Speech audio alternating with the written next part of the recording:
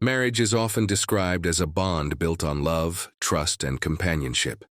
When problems arise, the most common conclusion is that the marriage itself is broken. Couples begin to use words like failed, toxic, or beyond repair, assuming that something fundamental has collapsed. Yet in most cases, marriages do not fall apart because love disappeared or commitment vanished. They weaken because emotional needs were left unrecognized, unexpressed, or unmet for too long. What looks like a broken marriage is often a relationship suffering from emotional starvation rather than structural damage. At the beginning of most marriages, emotional connection flows naturally. Partners listen eagerly, validate each other's feelings, and make intentional efforts to stay close. Over time, responsibilities increase. Careers demand attention, children require energy. Financial pressures add stress, and unresolved personal wounds surface. Gradually, emotional responsiveness declines. Conversations become functional rather than meaningful. Affection becomes occasional instead of consistent. Appreciation turns into assumption. None of this happens overnight. And that is why many couples fail to notice the slow erosion until pain becomes unavoidable. Emotional needs are not luxuries.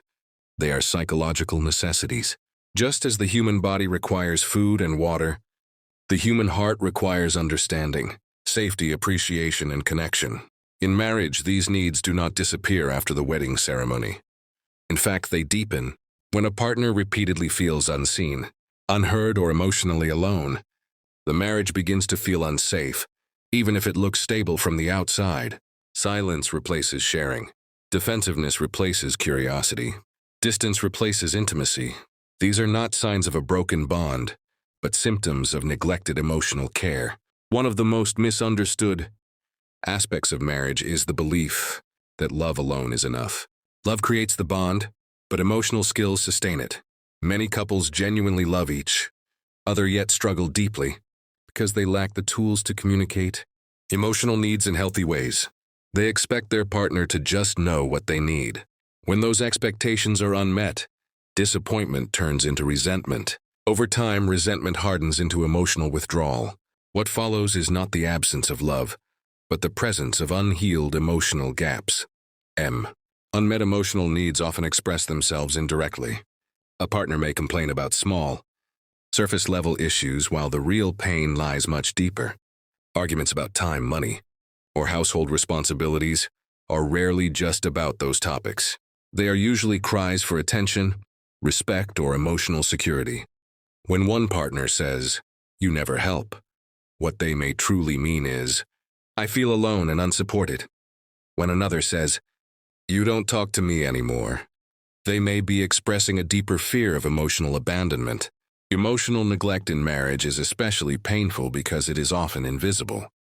There may be no shouting, no dramatic conflict, and no obvious betrayal. Life continues as usual, yet one or both partners feel profoundly lonely. They share a home but not their inner worlds. They coexist without truly connecting. This form of pain is subtle but damaging because it slowly erodes self-worth. A person begins to question whether their feelings matter, whether their needs are reasonable, and whether they themselves are enough. Another critical factor is that many people enter marriage without ever learning how to identify or articulate their emotional needs. They may have grown up in environments where emotions were dismissed, minimized, or ignored. As adults, they carry these patterns into their relationships. Instead of expressing vulnerability, they resort to criticism or withdrawal. Instead of asking for reassurance, they test their partner's loyalty through silence or anger. These behaviors are not intentional acts of harm. They are learned survival strategies that no longer serve the relationship. Over time, unmet emotional needs can lead to emotional exhaustion. Partners stop trying because trying feels pointless.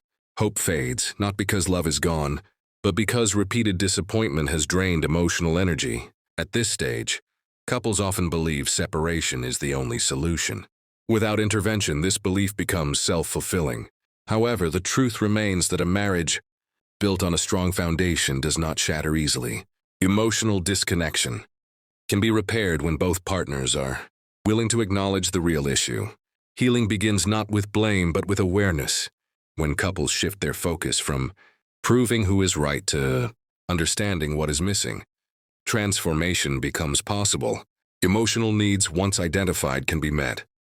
Trust once weakened can be restored. Connection once lost can be rebuilt. This understanding requires a significant mindset shift. Instead of asking, "What is wrong with my partner?" the question becomes, "What emotional need is not being met here?" Instead of labeling the marriage as broken, couples learn to see it as strained, tired, and in need of care. This perspective does not excuse harmful behavior, nor does it ignore serious issues. Rather, it addresses the root cause instead of the surface symptoms. Rebuilding emotional connection is not about grand gestures or dramatic changes. It begins with small, consistent acts of emotional presence, listening without interrupting, validating feelings without defending, showing appreciation without being prompted, creating safe spaces where vulnerability is welcomed rather than judged. These practices gradually restore emotional safety, which is the core requirement of a healthy marriage. It is also essential to understand that unmet emotional needs affect both partners. Even if they manifest differently, one partner may express pain openly, while the other becomes emotionally closed. One may seek reassurance, while the other seeks independence. These differences often create misunderstanding, but they stem from the same source: a lack of emotional attunement. When couples learn to recognize and respect these differences, empathy replaces conflict.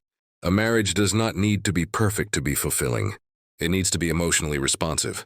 Partners do not need to meet every need flawlessly, but they must be willing to try, to learn, and to grow. When emotional needs are acknowledged and addressed, love regains its strength. What once felt broken begins to feel human again, imperfect, evolving, and alive. This script explores the deeper truth behind marital dissatisfaction. It challenges the assumption that divorce or emotional withdrawal is the only answer.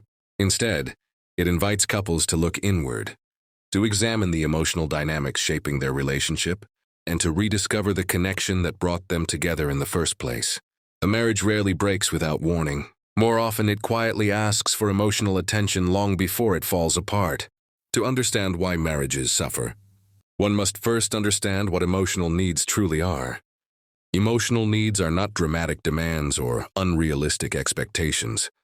They are basic psychological requirements that allow a person to feel secure, valued, and connected within a relationship.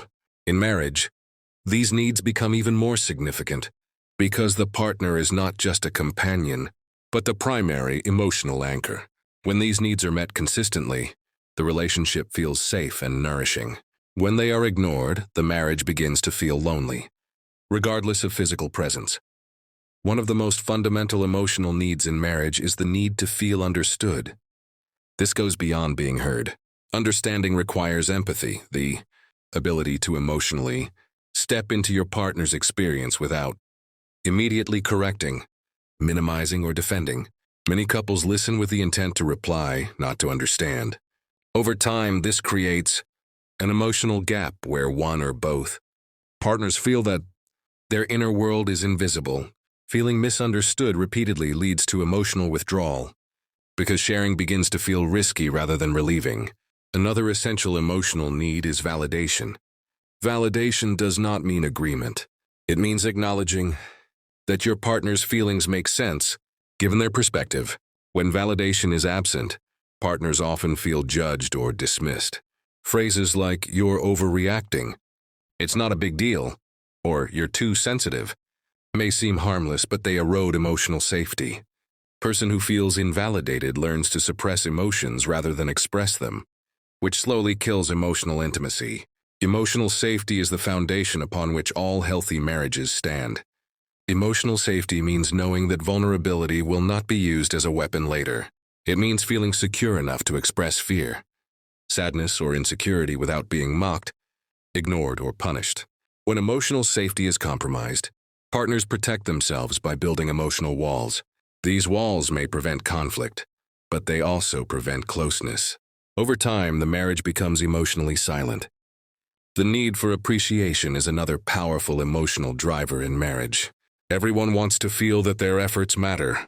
When appreciation is missing, partners begin to feel taken for granted. Small acts of care go unnoticed. Sacrifices feel unrecognized, and contribution feels one-sided. This lack of appreciation often turns into quiet resentment. Person may continue fulfilling responsibilities while emotionally checking out, because the emotional reward of being seen and valued is no longer present. Consistency is an emotional need that is often underestimated. Emotional connection cannot survive unpredictability. When affection, attention, or kindness appear randomly, partners feel anxious rather than secure. They begin to question where they stand. Consistency builds trust, while inconsistency breeds emotional insecurity. A marriage does not need constant intensity, but it does require reliable emotional presence. Many marriages also struggle because of unmet needs for autonomy and respect. Emotional closeness does not mean emotional control. Partners need to feel respected as individuals with independent thoughts, boundaries, and identities. When one partner feels emotionally controlled, criticized, or diminished, the need for self-protection overtakes the desire for connection. Respect is not optional in marriage. It is a core emotional requirement. When emotional needs remain unmet for extended periods, the pain does not simply disappear. It transforms. Suppressed emotions often emerge as irritability, sarcasm, passive aggression, or emotional numbness. Partners may say, "I don't care anymore," not because they truly don't, but because caring has become too painful. This emotional shutdown is a defense mechanism, not a lack of love. Another reason emotional needs go unmet is the false belief that expressing needs is a sign of weakness. Many people fear that asking for emotional support will make them seem needy or demanding. As a result, they stay silent and hope their partner will notice. When that doesn't happen, disappointment deepens. Healthy marriages normalize emotional expression. Needs that are not expressed cannot be met. Cultural and societal conditioning also play a role in emotional neglect. Many individuals are taught to prioritize productivity, endurance, and self-sacrifice over emotional awareness. In such environments, emotional needs are labeled as distractions rather than necessities. These beliefs follow people into marriage, where emotional disconnection is normalized instead of addressed. Understanding emotional needs is not about creating a checklist for perfection. It is about developing emotional awareness. When couples learn to identify what they need and why they need it, they stop attacking each other and start addressing the real issue. Emotional clarity replaces confusion. Compassion replaces blame. A marriage that feels empty is not asking for an ending. It is asking for emotional attention. When emotional needs are finally named, the relationship shifts from conflict to collaboration. Partners begin to work together rather than against each other. This is the turning point where healing becomes possible. Emotional neglect in marriage rarely begins with intention. It does not arrive as cruelty or open rejection.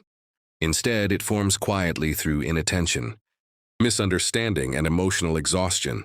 Partners do not wake up one day and decide to stop caring. They slowly lose the capacity to respond emotionally because their own needs have gone unmet for too long.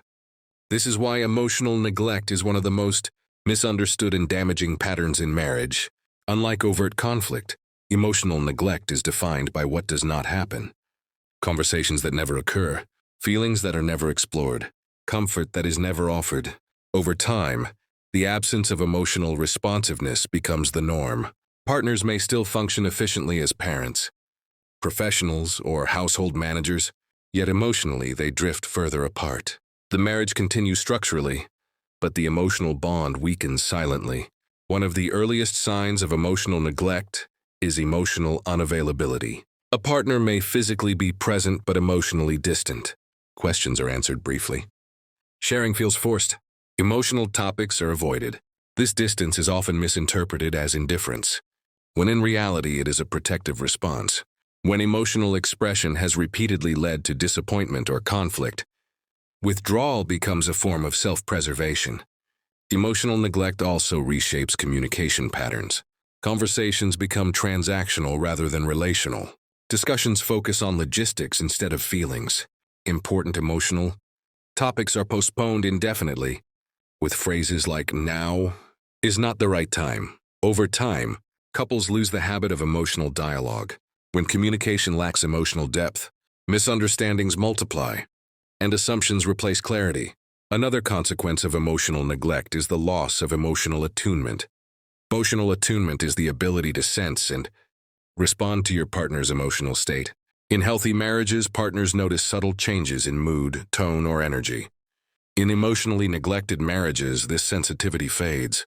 Partners stop noticing or stop responding even when they do notice. This lack of attunement deepens feelings of invisibility and loneliness. Emotional neglect often leads to chronic resentment. When a partner feels emotionally unsupported, resentment builds quietly. Unlike anger, resentment is slow and persistent. It alters perception. Neutral behaviors begin to feel intentional. Small mistakes feel personal. Over time, resentment hardens the heart and narrows empathy. Partners begin to see each other not as allies, but as sources of pain. In many marriages, emotional neglect creates a pursuer-withdrawer dynamic. One of the most persistent sources of misunderstanding in marriage is not a lack of love, but a difference in emotional conditioning. From an early age, many individuals are taught distinct rules about how emotions should be experienced, expressed, or suppressed. These lessons do not disappear in adulthood. They quietly shape how partners communicate, how they respond to distress, and how they interpret each other's behavior. When couples are unaware of these differences, they often mistake emotional style for emotional intent. In many cultures, men are conditioned to associate emotional expression with weakness. They are encouraged to solve problems rather than sit with feelings, to remain composed rather than vulnerable, and to provide stability rather than emotional openness. As a result, many men express care through action rather than words. They may focus on financial security, practical support, or problem-solving as demonstrations of love.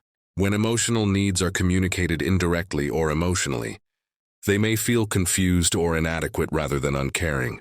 Women, on the other hand, are often conditioned to value emotional connection, expression, and relational awareness. They are encouraged to talk through feelings, seek emotional reassurance, and prioritize relational harmony. For many women, emotional closeness is the pathway to safety and trust. When this closeness is missing, it can feel like rejection, even if the partner is present in other ways. These differences are not flaws, they are learned emotional languages. Problems arise when partners assume that their own emotional language is universal. A man may believe that providing and protecting should naturally make his partner feel loved. A woman may believe that sharing emotions should naturally draw her partner closer. When these expectations are unmet, both partners feel unappreciated. The man feels that his efforts are invisible. The woman feels that her emotional needs are ignored. Neither is wrong, yet both feel deeply misunderstood. Emotional conditioning also influences how partners respond to conflict. Some individuals are taught to confront and process emotions immediately, while others are taught to retreat and regain control privately. In marriage, this often creates timing mismatches. One partner seeks immediate emotional engagement, while the other needs space. Without understanding this difference, space is interpreted as avoidance, and pursuit is interpreted as pressure. The conflict escalates not because of the issue itself, but because of misaligned emotional needs. Another common misunderstanding involves reassurance. Some partners need verbal affirmation to feel secure, while others assume that commitment alone should be sufficient proof of love. When reassurance is not given in the expected form, insecurity grows. The partner seeking reassurance may feel emotionally abandoned, while the other feels unfairly questioned. This dynamic often leads to defensiveness rather than connection. Emotional expression is also shaped by past relational experiences. Individuals who grew up in emotionally unpredictable environments may crave constant reassurance, while those who grew up with emotional intrusion may guard their independence fiercely. These patterns are not conscious choices. They are protective adaptations. In marriage, these adaptations can clash unless they are recognized and discussed openly. It is important to note that gendered emotional patterns are not absolute. Many individuals do not fit traditional roles, and emotional needs vary widely within any group. The purpose of understanding emotional conditioning is not to stereotype, but to create awareness. When partners recognize that different emotional expressions can coexist without threatening the relationship, empathy replaces judgment. Healthy marriages translate emotional languages rather than demand uniformity. Translation requires curiosity. Instead of asking, Why don't you love me the way I need? The question becomes, how do you experience love? And how can we meet in the middle? This shift reduces defensiveness and invites collaboration. Emotional maturity in marriage involves learning to express needs clearly and respectfully, rather than expecting mind reading. It also involves learning to receive needs without perceiving them as criticism.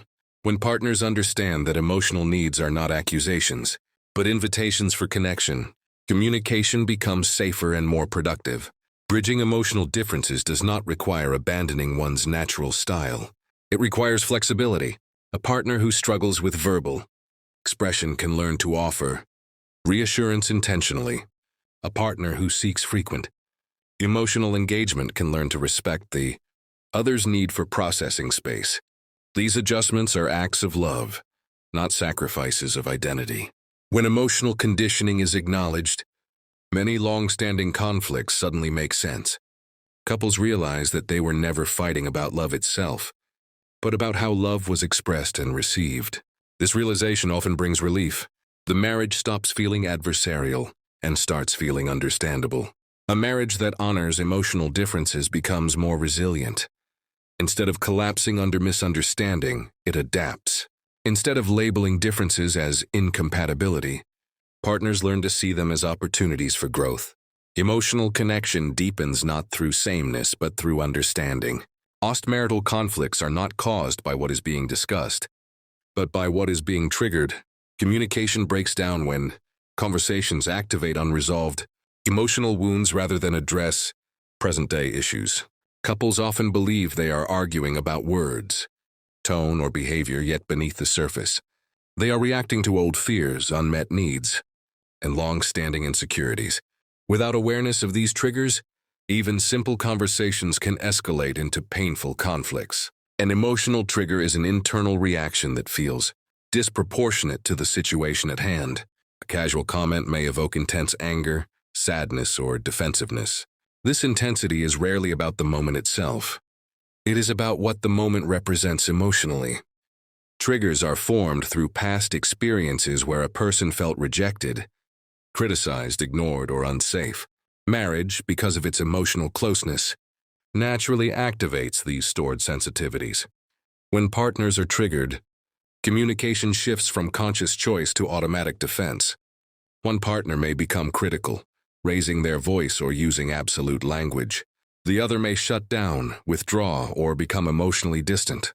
These reactions are not deliberate attempts to hurt each other.